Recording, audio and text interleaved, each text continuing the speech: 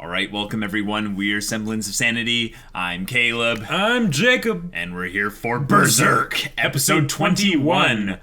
Alright. Guts is back. The Black Swordsman. The Hawk. The Black Swordsman He's indeed. back in black. Back in black. Back in black, boys. Oh, yeah. yeah. With Guts coming back and saving Casca and the Band of the Hawk. And giving his, classic, I'm pose sorry. and stuff. Let me just be awesome with this huge fire in the background. What, is it casting too big of a shadow with my huge sword? And it's enormous shaft. Yeah. Anyways, guys, really excited for this episode because we have teased a rescue mission for Griffith. We have indeed. Griffith, however, has been in is it Windheim, I believe, the castle, and He's gone he was quiet. moaning and wailing for a long time, but the last month has been quiet. The sound of silence. The sound of silence, indeed. Oh my gosh. So things look a little bit dicey. It's a real question right now of whether or not Griffith has been broken by this time, because remember, there was a year time skip. Yep. And in a year, A lot of stuff can happen in a year. A year in a dungeon can do a whole lot to someone's mind, especially if he's been deprived of certain basic needs. Like Disney movies or Anyways, guys, really excited to see what goes down. So without further ado, let's do this. Kono sekai ni wa squindun skasadun nanida choice in da deets. Kami kami kami kami kami. don't take it all. Guts. ガッツ隊長 Yes. ガッツ切り込み隊長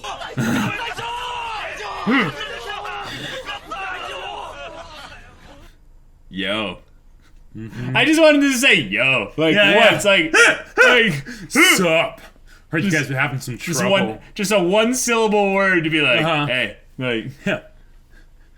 It's really funny though how much I realized that having watched Bleach as my first anime, that the poses that Ichigo would do were often ripping off Berserk a lot. I mean, it does make sense. So if you have a sword that big, you're either going to be resting on the ground or resting on something. but putting it on your shoulder like that and just being Oh, totally want to be and big freaking sword, yeah, impractically big. should be found. Whatever holds you back, I can get it off. Tell me what you want. I don't know why you're afraid. Tell me what you'd say. I don't know why, too late, it's too late. Guts. Have your arms gotten bigger? あの100 I don't know. 人組の All right. Yeah. Nice.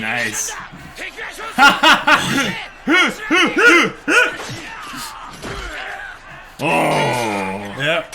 Nice. Even Corcus is fighting with renewed vigor. And they're all how do we engage here? I mean, if we all rush, we might have a chance, but I don't want to be the first one in there,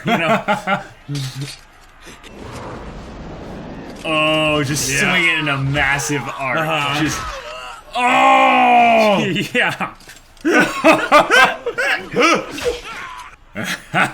Guts makes very compelling arguments of why you shouldn't fight him. Yep. 我が軍はそうおのりやむえん大敵だ Yeah. I'm glad we both caught on to that. よ Oh my god! Guts' was presence so always all of causes a Corcus sudden. pain. よ生きてたかいけると Oh, Rickert. 隊長 Oh, wait, is that Corcus? Oh, that's Gaston. Okay, He's yeah. one of the much more minor right. characters. He looks like Judo and Corcus had a baby. Save it for the fan fiction. Okay. あいつの言う通り今急いだ方がいい Let's listen to Commander Casca now. Yep. Yep. The band's back together.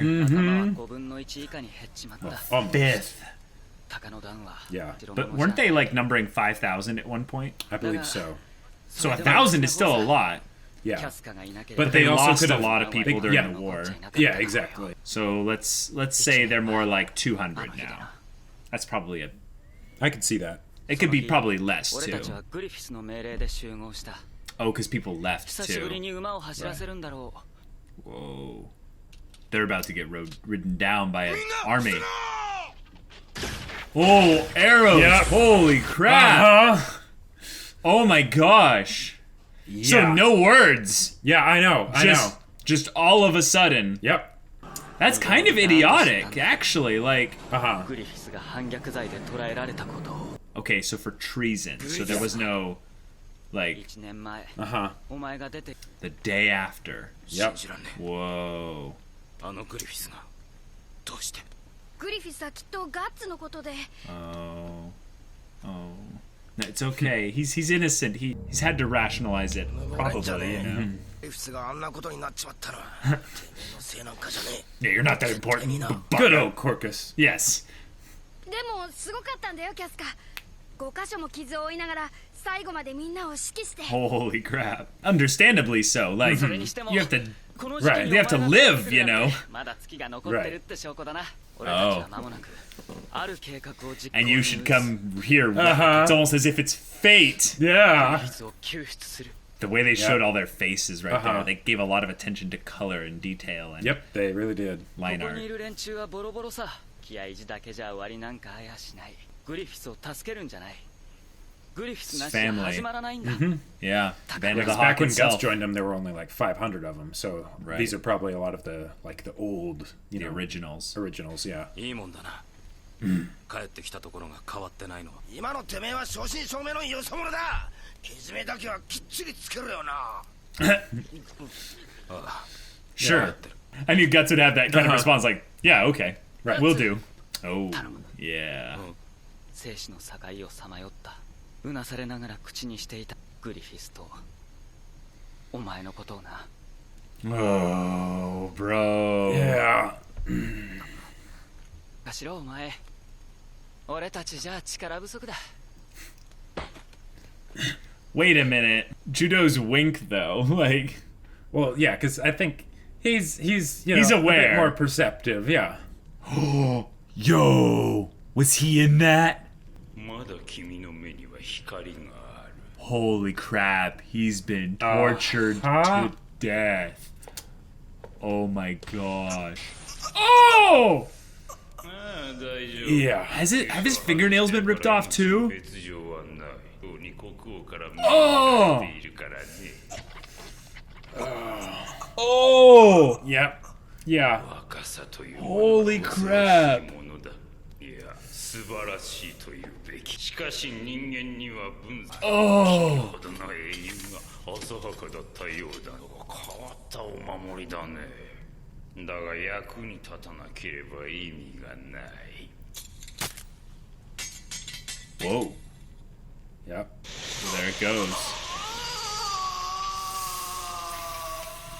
Oh! Yeah. し顔貸せ Cool. 構えろ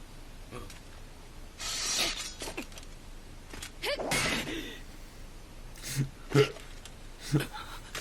ちょっと待ておいやめろなめるな抜けなんだって Like, when's Yeah. the last time she slept? いきなり切りつけられたんじゃたまんねえぜお前のせいだお前が全て壊した Yeah. Gotta let it out. You gotta let it out. Yep. This is good. This is good. そうだお前がめちゃめちゃにした Yeah. なぜお前が出ていったからだグリフィスの元を離れたからだそんなことぐらいでダメになっちまうなんてそんなはずねえだろナイパーかだな Yeah. お前いつか言ったはずだ大きなものを手にしようとする者は人より多く何かに耐えているのだとだけどグリフィスは神じゃない人の心は埋まらないお前がグリフィスを弱くした It's not wrong. グリフィスは Yeah. お前 Oh! 避けられたはずなのに。どうすればよかったんだ。離せ。グリフィスと同じように。 Oh. もう離せ。 Oh boy. 分かってるんだ、コロ。思い通りにできたらどんなに楽だろうな。私だってバカじゃない。ミッドランドの王座を狙うシャルロット様をめとるのが早道だってこと。それでも私は耐えられると思った。お前が去ったあの日、きりと分かったんだ。 Guts had been his sword. Uh-huh. グ Yep. リフィスの隣には私の名 Sad. は Yeah. もう終わっていたんだ。私が鷹の段を守ってきたのはすがらないと自分が消えてしまいそうだったからだ。 Whoa. もういい。生きているかどうか Don't you もわから do ない it. 人の Don't you do 壊れ it. た夢を守り続けるなんて。 Don't. Casca, no. 疲れちゃった。 Guts. あ Guts. とはお前がやれ。 Guts. Yep. Don't you. Don't you. No. No. We're not doing this again. Not doing this again. What? Damn it. Guts. And he has the torn arm. He's still holding on. He's so freakishly strong.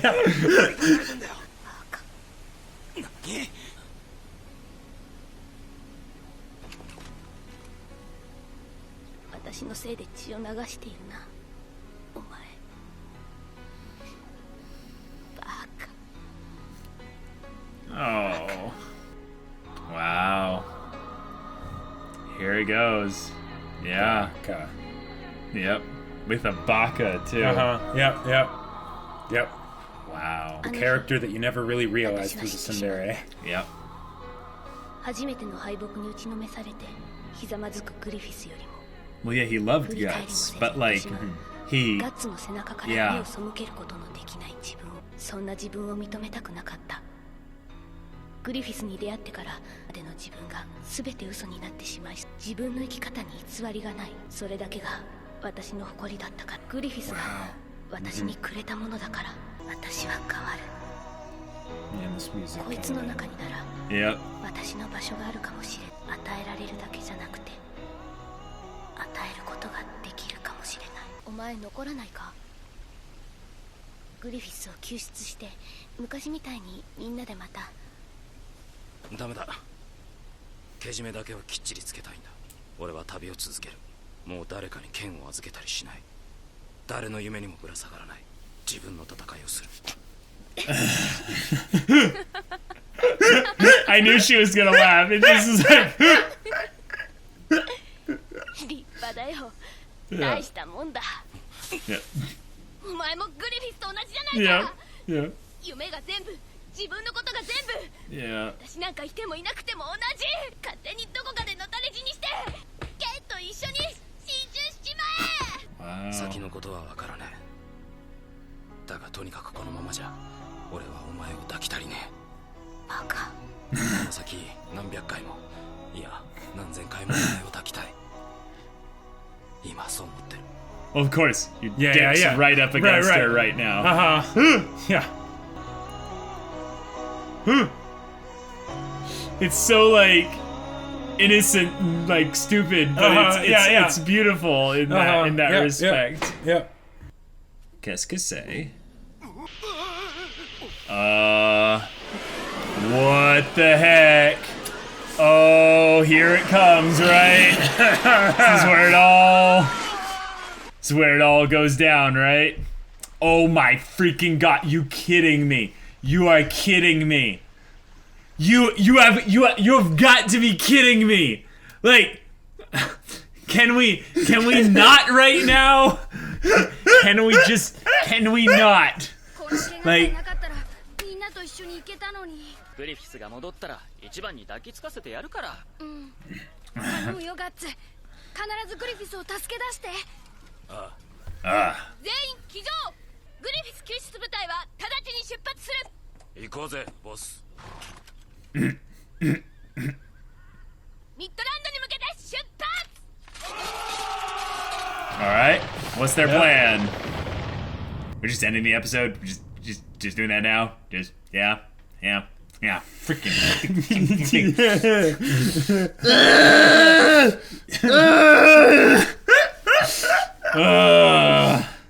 Okay. Wonderful, isn't it? Yeah, I love it. I love this show so much. So, Guts and Casca are together. Mm-hmm. They have come together. Wow. They have resolved to save Griffith. Mm-hmm. Guts might be offering Casca a life outside of the Band of the Hawk because, in some way, the Band of the Hawk, even if they do rescue Griffith, is over because he might be too broken to even, have anything left. And they don't know that, but the idea is that in their minds, they'll rescue Griffith, and Griffith will lead the Band of the Hawk. Right. And then Guts is like, well, I'm not going to be a part of the Band of the Hawk because I want to pursue my own dream. Why don't you come with me since you realize that, you wouldn't actually be satisfied just with serving Griffith. Yeah, and I'm so glad she's realized that. Mm-hmm. I didn't need it to necessarily go with the, okay, then I choose you instead, Guts, but I do like that she's realized that. Mm-hmm. Oh, what an episode. Okay. All right. I just want to say, I remember in like early episodes when the Behelit was introduced, I was like, you chucked that little piece of crap into the river. Yes, and you did. Yes. Okay, so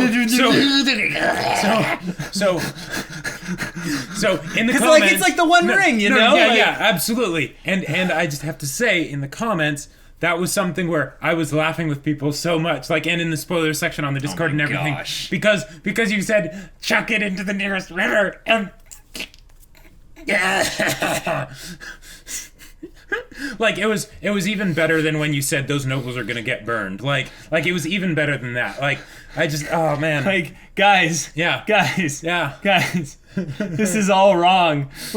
The thing is, I'm so excited about this episode because, one, Casca realized that Griffith, in a lot of ways, would never bring her happiness, or more so, her dream died because Griffith's dream had to live. Right. If you think about that. Yeah, it's kind of calling back to that other conversation of, what dreams need to be sacrificed, Exactly. Et cetera, and Casca starting a new dream, in the same way that Guts has, tried to find his dream. Mm-hmm. Sounds perfect. Sounds wonderful. The thing is, though, is that it's too late for new dreams because stuff's about to happen. And this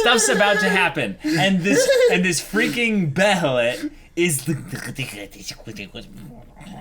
squeeze and so okay. So we have Griffith.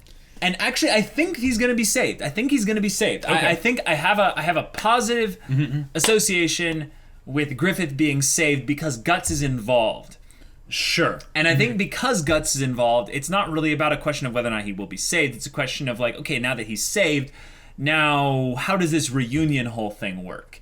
And I think it's going to be a mixed bag. And I still think that because Griffith becomes king at some point, on some level, this has to succeed so that Griffith can be in a position to where he could eventually become king. But I think that Griffith might want revenge on Midland, essentially, for this whole year. Okay, and he could basically stage a coup, and that's where things go crazy. And Guts is like, I don't care what you're doing, I'm leaving. And Griffith could be like, I never want to see your face again. I hate you. I hate everything that you are. And they have this really horrible thing there. And Casca is basically in that moment where she's like, Griffith, please don't end it like this. And then he's gonna be like, you too, Casca. You've abandoned me as well. You turned against me. Yeah, basically. And it's going to, in some ways, I think, make things even worse because Griffith is one that's right now at a lower place probably than when he was at not only the river, but where he was when Guts left.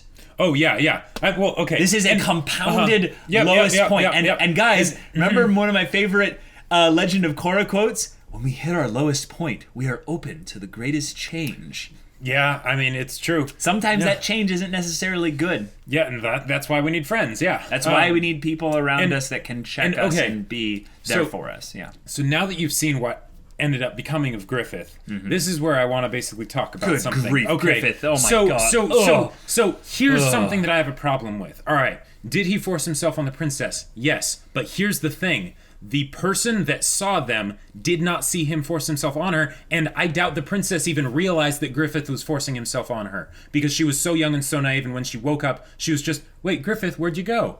Wait. The princess? Yeah. Charlotte? Mm-hmm. Oh, she knew. She was like, stop. She said, stop, okay, no, like multiple times. I think she was not okay with this. Okay. I think you might be remembering things a little bit differently. Yes, Griffith was forcing We're talking himself about on her. Charlotte, yes, right? Yes, I'm not questioning that fact. Okay. But the fact that the servant that saw them didn't, like, basically just saw them in the act, right? She saw them consummating. So the fact is that if Griffith had been in a better place, he could have just basically, talked to her, and then they ended up, doing the do, right? And it could have gone the exact same way. And I doubt that the thing that made Griffith ended up being thrown into the dungeon and tortured was the fact that he forced himself on Charlotte, and it was rather just the fact that he actually slept with her. Because with how things were back then, the king didn't care about any of that. He didn't care about the fact that Charlotte, was falling in love with him at that point. He didn't care about any of the fact. He probably didn't even realize the fact that Griffith actually raped her, right? I think that you're right on a lot of things, but I want to call you into check a little bit. Mm-hmm. I think that the king doesn't know about anything happening with Charlotte. He is king. He is so completely oblivious to anything going on. That's just something that the nobles basically did. Because... Well, no, basically all they had to do, was say that we found Griffith with your daughter. He raped her. He pillaged her. He forced it. He did all the horrible things, and all the king has to do is go like, Griffith, is this true? And Griffith's not there. Griffith's just. Oh, sure. Griffith's just out of his senses. Okay. He has no defense. Okay. And the usual charismatic Griffith is like, throw him in the dungeon. Okay, that could be what it was, but in my mind, like when I first watched this show, I basically saw that the servant went immediately to the king and was like, "This is important. I need to tell him something. This is something you want to know about." I doubt. Because I doubt that servant would have access immediately into the king's chambers. Of course not. Yeah, but she would talk to the people that she needs to talk to or whatever that would get them. That's my point. Is that the people that would be the closest initially talked to would be guards. Yes. At a palace like this, they would have people that would be at the entrances of specific areas that would be the transition in between rooms. And then they could have gone to some noble or whatever. Yeah, absolutely. But basically, when I see this, because they didn't see the investigation into did Griffith rape Charlotte, right?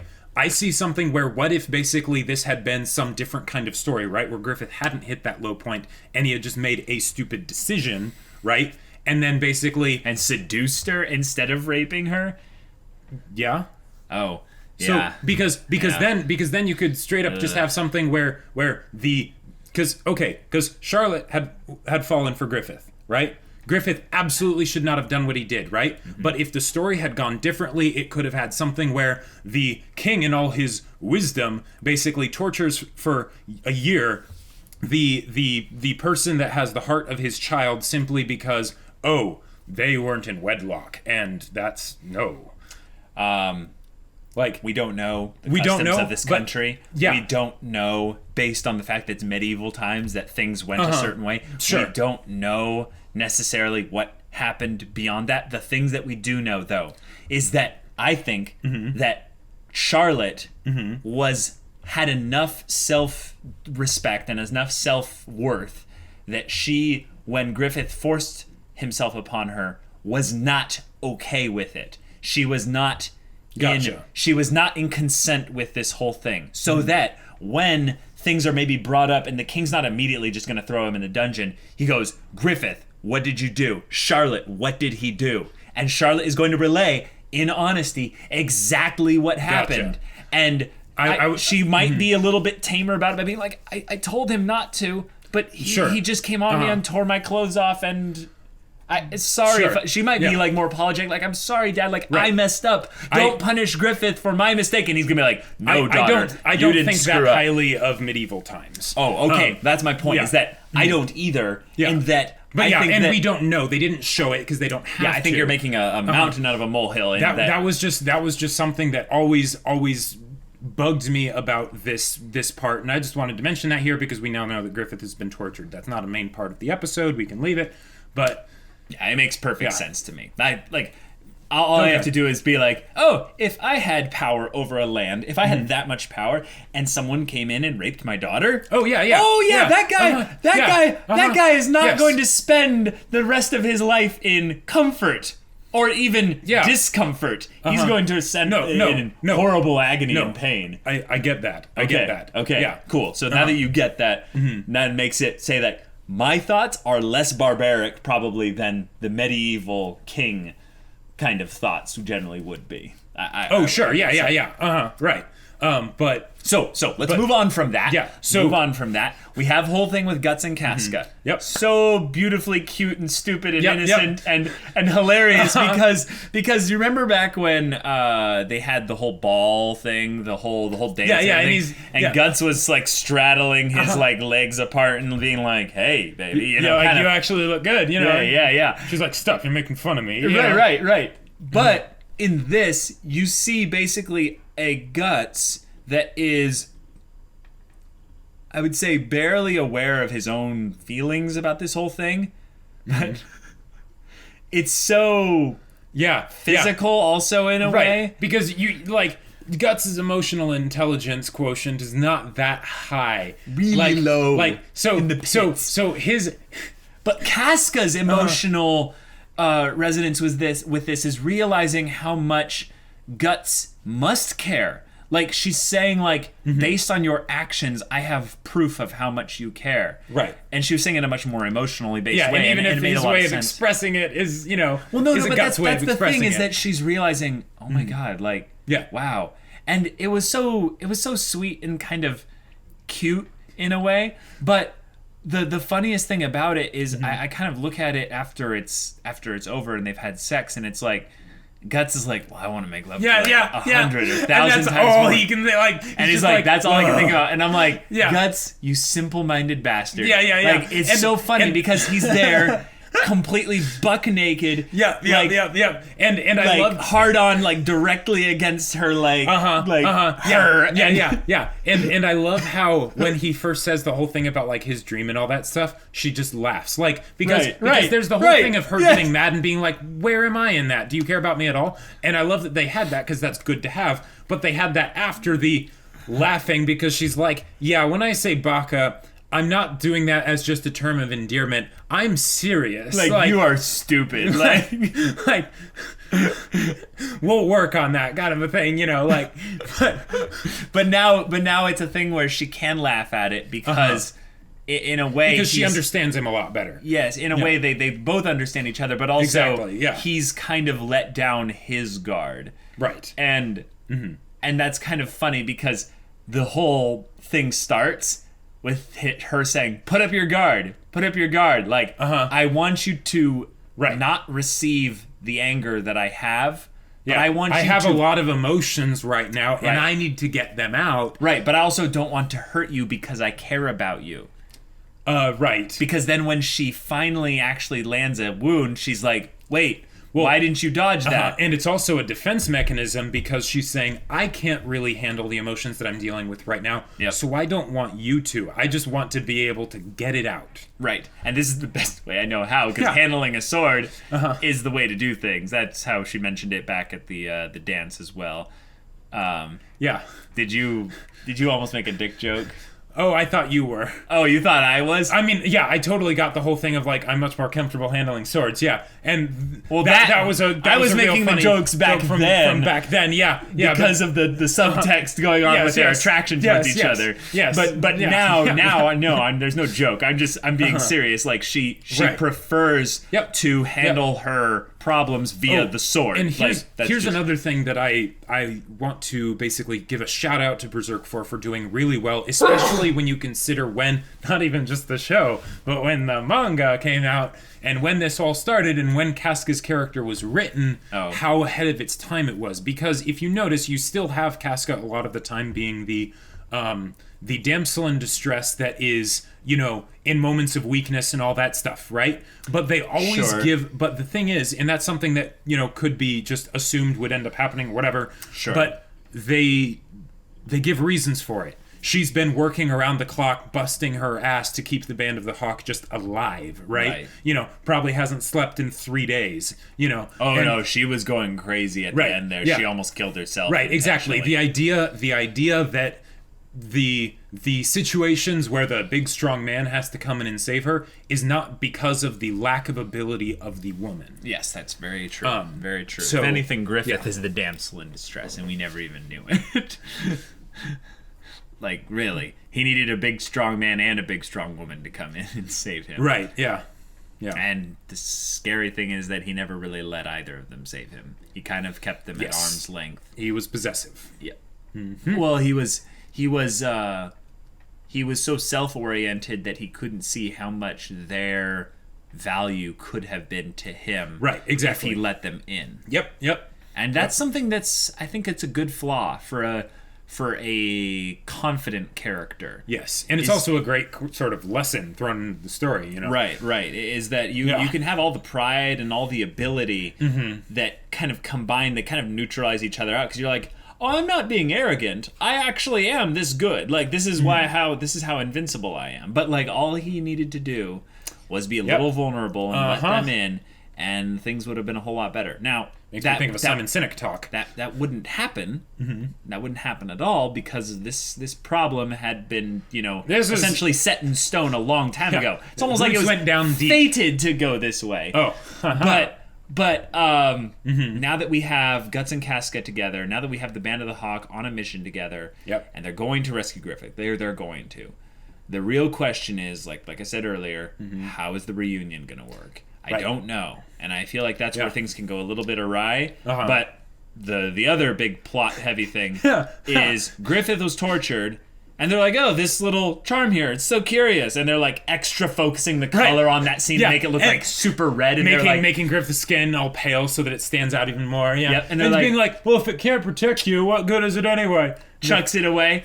Then we see like 2 random people cutting a tree down. And it's like, okay, this means nothing. What is this? Yeah. And then we see the birds freaking out. We see a red moon, I guess, or a sun or something, and it's like, I think it's like a sunset. I think it's a sunset.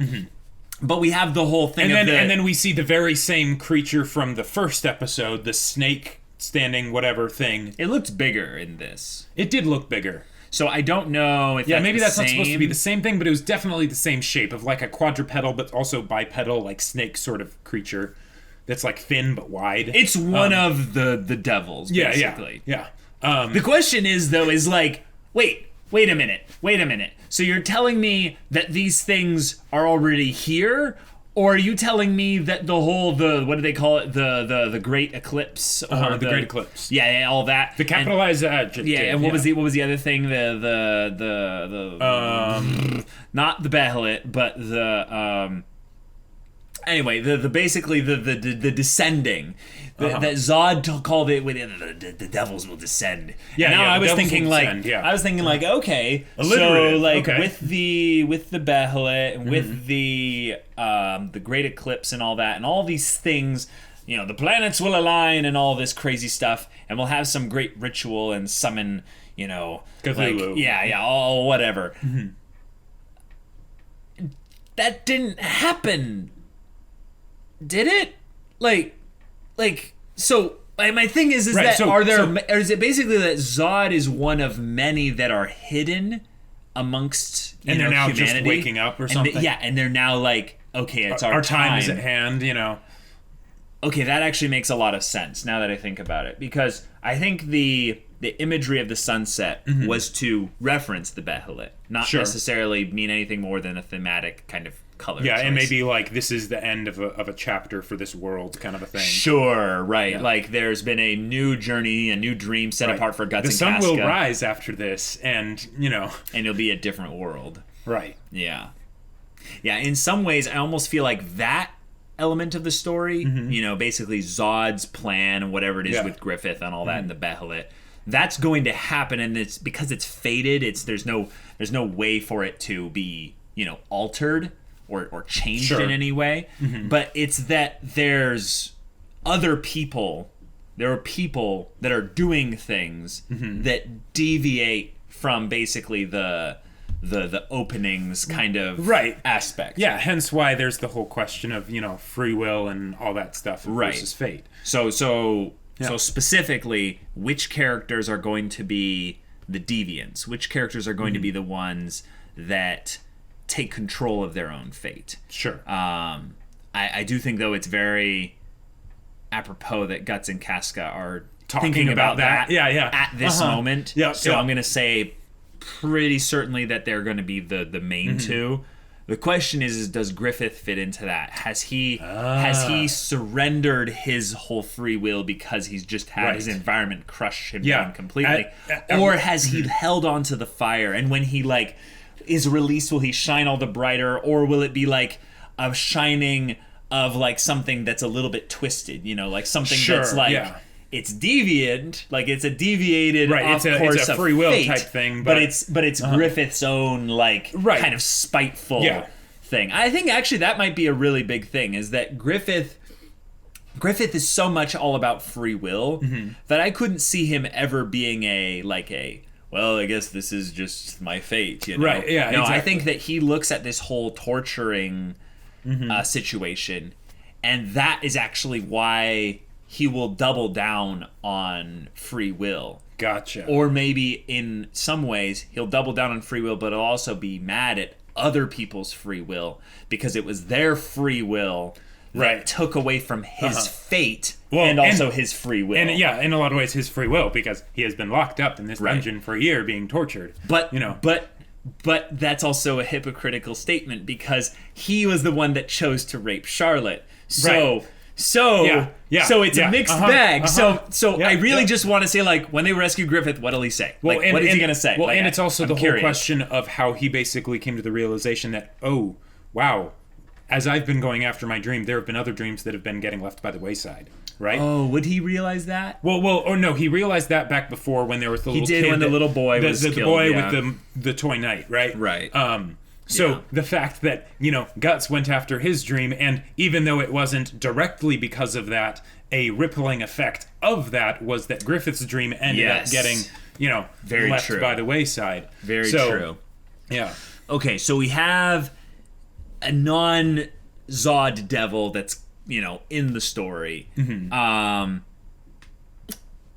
It looked like some kind of snake thing like the one in the beginning. Yeah. So we might be seeing the first kind of clues of the first episodes of connective tissue kind of starting to, be there and stuff. The big thing that I'd say is still not really connected yet from the beginning. We know that there's a decent amount of time between the first episode and wherever we're at now in regards to the journey overall, because one, Griffith is not king. So whenever that comes to be, which I still find to be crazy, I could see him having kind of a whole vengeance thing on Midland. I love the coup idea. Yeah. Also, I'm not sure if I should rewatch the first episode. At this point, probably not. It's probably best to just finish the show. Okay, because I'm trying to remember if he was actually the king of Midland, or if he was the king of a castle, and Midland had been sundered. Because that was something that I've always thought about, is what if he is specifically in charge of Windheim. And I don't know if Windheim is actually the capital of I think Midland. it's the capital. Oh, it is? I'm not sure. Okay, well... Maybe not. Well, either way, let's say Griffith... Griffith really wanted... back when he said his dream and stuff, when he was a little boy and stuff, he wanted a castle. Yep. Like, I think the whole thing of being king might have been kind of he wanted to be the king of the castle. Right, you know? because here's the other thing, too. There might be lords or whatever that have a castle. Right, totally. But then there's kings. But kings, again, medieval times... Yeah. There could have been very a lot of them. Different things. Exactly. Yeah, there could be 10 million kings, right? And it's like, okay, you're a king of this island, right? Yeah, sad you don't little- have much sad power. Little king of a sad little hill. Nice that line there. And I don't Firefly. think they mentioned specifically what the land was called, Which I think they helps might leave it have up in mentioned the air. Midland. Oh, yeah? I think they might have. I'm not 100% sure, but I seem to recall that Griffith had a castle, and it was a grand castle, like it was a big castle. And people were all like, "Oh, yeah, like..." Well, the castle was where the snake guy was at. Oh. Yeah. So then they just called him King Griffith, I guess. Right. Now I'm really confused. Yeah. I guess the main thing is once Griffith is freed, will he have a spark? Will he have a fire in him? Right. still? Yeah. Because the whole thing of him going quiet that implies that they did break him, right? Which makes sense. No, but What? the torturer was like, I still see you have some life left in your eyes. Oh, yeah. And it's Yeah. not the "you're awake, life Uh-huh. in your eyes" kind of line. It's the you still have that youthful Right. spark. Yeah. And that's right, what 'cause he it always could like. be talking about the physical, but it could also be talking about the mental. I think it's talking about the mental because I think that if we have anything about Griffith's strengths that is actually indomitable, it is his dream. Sure. Like, Because it's that not- torturer's probably seen people that were completely broken, like Right. Reek, from Game of Thrones level. Right, and I think that if Griffith was truly broken, he would go inert. You remember how? Sure. He'd just waste away. Well, no, I meant like in his eyes. So basically, like he would. Okay, you remember how at the river he had like this kind of just Yes. slumped, kind of just dead look, Yep. and his eyes also had no like. There was no these- vibrancy to him. Right. Well, there's also these moments because this show is old. They don't really do much for the visuals side of Yes. things. But there's parts where Griffith, you'll see him like with his like hawk's eye Right, desire. and a lot of times it'll be for like the idea of the hunt, where he's like he's closing in on what he wants. Yeah. But when you see him in kind of a cordial thing, he'll kind of be like this with his eyes, Yeah. But then you'll see these other times where he's just like. And his eyes won't be like focused on anything. You can't tell that he's looking at someone. He just looks like he's staring into nothingness and his vision is getting blurred. It's almost like he can't see his dream. And I think that when we saw his eyes in the torture chamber, he had something. So he has at the very completely least gone yet. he has at the very Not least dead yet. Right, not dead yet. Yeah. He has at the very least an emotion. And I think Right. Griffith holding on to one emotion would have to be a negative emotion. Because most of the emotions out there Yeah. are negative ones. But, like, let's And say... after being tortured for a year, that's probably Oh, what would yeah. stand out the most. Yeah, I would see your anger and maybe your hatred as being ones that would burn bright. It would burn you away, for sure, in that it would make you lose a little bit But of your it could sanity. certainly be a comforting thing for when you're Right. in a hellhole like that. Yeah. Right. Also, especially if he's delusional enough that he still believes maybe he's invincible, like he's not. Like that's another thing I was actually more worried about was I don't think they're going to go this route all the way. But one of my weird thoughts a while back was if Griffith is in a spot of being beaten and he had his entire universe shattered by just losing one time to Guts, Sure. was that he really did believe he was invincible. So now he believes he's living in a false reality. Like he completely he rejects everything he sees because he's like you could say that he's trapped in a dream he can't wake up from. Hey, I'll take it. That's a good line. Like I mean I know what you're referencing, but yeah, that would be a really cool way to look at it. In that Griffith could come out of the the torturing chamber or whatever, and he's freed by the Band of the Hawk, and they're like, "Yeah, Griffith," and he's just like, "Who are all of you people? Like none of this is real. Like, when we get to wake up, or something like that. Yeah. I just want to see what And it's way... like, all right, let's get some therapy going. Right. Yeah. If we could get some Griffith therapy in combination with also a Griffith kind of rude awakening kind of thing where he's like... to sort of rile him up enough to make him, like, remember, like, hey, who are you again, Yeah. Casca coming in and slap some sense into him. Right, yeah. Like, that would be a really cool scene. Like, I think it would be heartbreaking and emotional. Yep. I think Guts being there as well would be great as well. Because, Guts could probably say something that would wake him up, too. Well, not only that, Griffith could come and do essentially what Casca did with the sword, but in his, his broken body and stuff, and just kind of, like, beating his chest and being like, why did you leave? Why? Yeah. Like, I cared for you, I needed you. Yeah. You abandoned me. And the power and people Guts can have could over hold other people. him and basically have a moment of brotherly just Yeah. Okay, so there's that.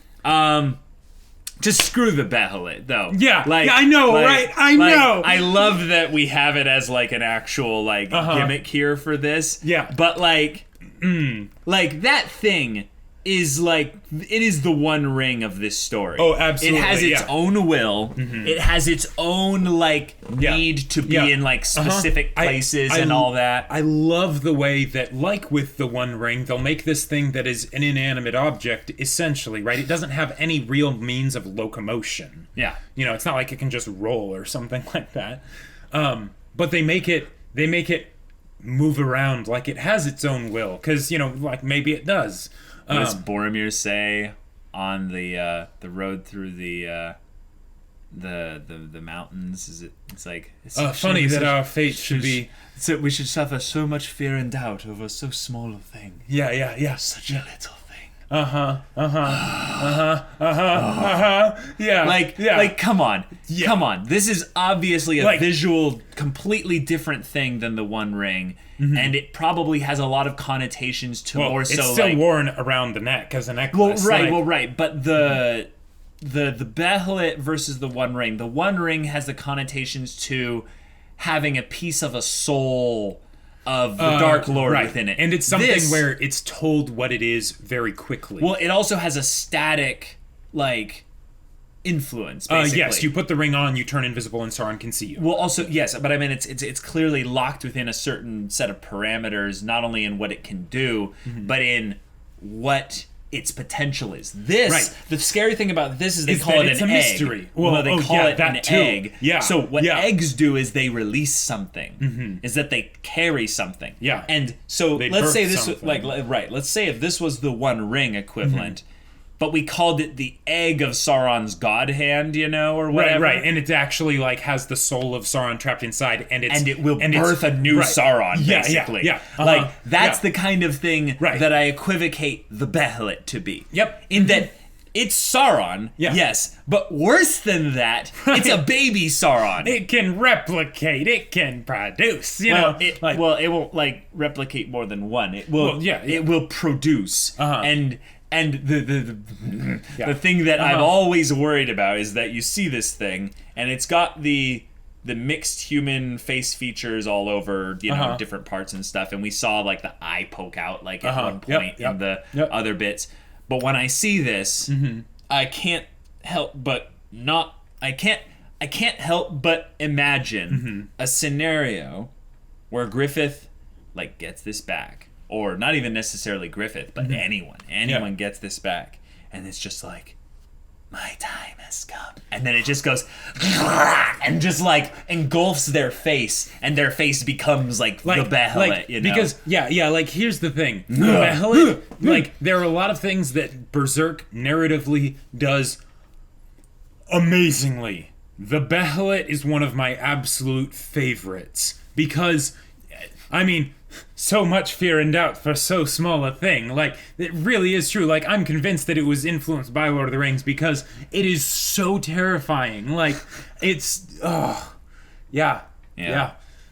What are the other things that I'm missing that were brought up in the first episode? The brand. The brand, that's right. Yeah. So there's that. We have Guts being haunted, by some kind of, like, ghost, spirity spectral ghost things or whatever, and they're saying, like, we we own you. Like, yeah. You don't need to remind me of anything because you don't want me rewatching the episode. But I just remember that the things that were kind of related to Guts that kind of show where he's different then versus than he is now. Right. Yep. Yeah. Oh, also another thing. I am worried because they brought up a plot point of a future thing that according to the future that we know of doesn't happen. You know what that is? Casca, come with me. Yeah. Casca's not with Guts. Casca's not with Guts. Guys, okay. I think in some level I keep pushing to the back of my mind how dark this show started off to be. Right. And dismal. also the fact that the Bahamut and the whole Zod stuff, it kind of is in the background. It's not really brought up as a big thing. Every time it's brought up again, I'm all like, all right, this Please is the thing. go away. Yeah, let me just have my characters and stuff like that. But every time it's brought up and stuff, and then I remember Guts is alone. I am not very hopeful about kind of what's coming up, and I do want specifically Guts to have kind of his own journey. Like I want him to discover his own dream and stuff like that. But seeing him and Casca just together and having that was just so sweet, and I'm like, don't take that away from me. Like, don't take that. Like the part where Casca started walking backwards towards the waterfall. I was like, we've been through this before. Don't do that. No. I was basically certain at that point that this would be the perfect time for a horrible dark turn in the story, and just Casca just kills herself. Yeah, that would and that would tie into the whole. But one thing is certain, that humanity has no control, or mankind has no control, not even over his own will. Yeah. All right. Wow. Fantastic episode. Incredible turn of events. We now kind of have the execution of what will be Griffith's rescue kind of left. And then other than that, we have whatever's after. We have snake monstrosity thing coming into play. We have probably Zod coming back.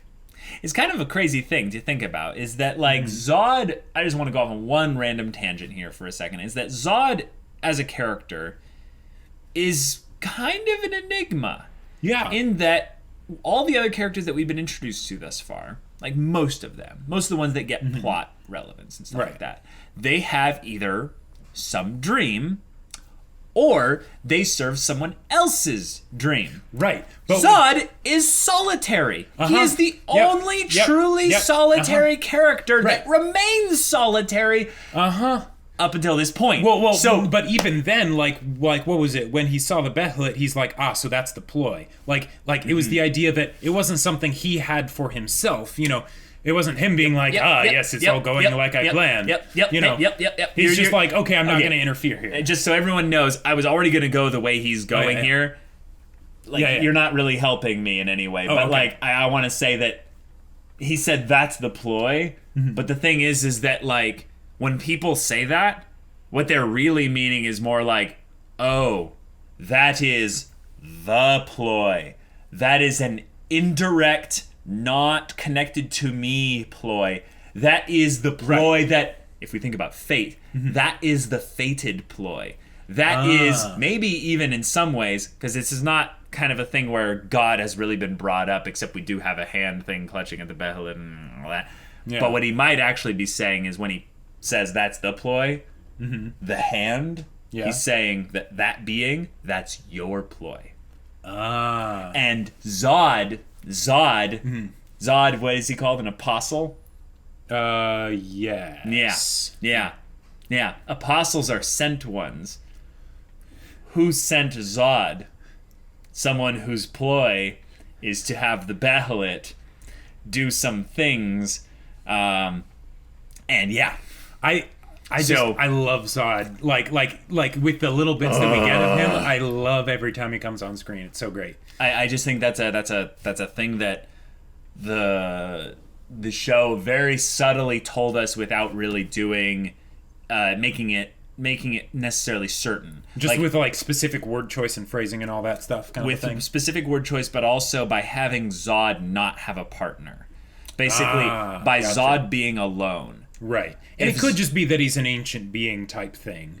But, right, but he's obviously a servant. Like, he is not the grand architect. Like, he is not, like, because he wasn't fully aware about the ploy. Like, he sees it and goes, oh, that's what the, when you say ploy, like, another way to say is, that's the plan. Yeah. Plan. Ploy means plan. Yeah. Yeah. Translator's note. Right. But another way to look at it is like that's the trick, like that's the game. So the scheme, yes. Yeah.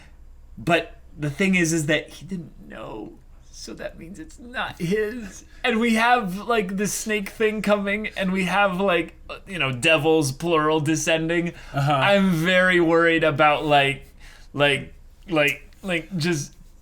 Yeah. I know. Isn't Berserk great? It's gonna be awesome, isn't it? Like I'm ready. I can watch it. Yeah. Guys, I think I'm actually more of like paranoiding myself out more than I really should. You might be. But I'm really excited for future Berserk episodes. And guys, if you want to see a future Berserk episode, in fact the very next one right now, go check out the link in the description below for our Patreon. You can get on early access there. You can watch full-length reactions there. And all this comes with Discord access, so you can chat with us about stories or whatever. And if any of that interests you, we'll see you there. But until then, we're Semblance of Sanity. I'm Caleb. I'm Jacob. And we'll see you all next time. I know, right?